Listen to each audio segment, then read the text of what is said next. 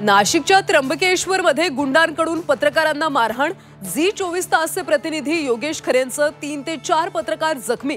वाहनांच्या प्रवेशाची पावती घेणाऱ्या गुंडांची मुजोरी।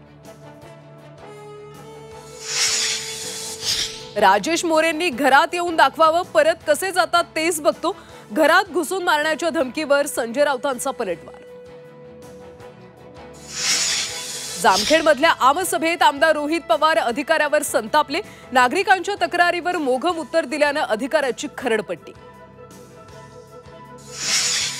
नवरात्रीमध्ये दांडिया गरबा फक्त हिंदूंसाठीच ठेवा, विश्व हिंदू परिषदेचं आयोजकांना आवाहन। आधार कार्ड पाहूनच गरब्यासाठी एंट्री देण्याची विनंती।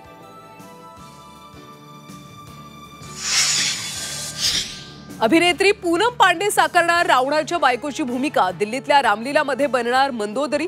हिंदू संघटना आणि साधू संतांकडून तीव्र विरोध। राज्यात 25 सप्टेंबरपासून पावसाचा जोर वाढण्याचा हवामान विभागाचा अंदाज। दांडिया आणि गरबा प्रेमींचा हिरमोड होण्याची शक्यता।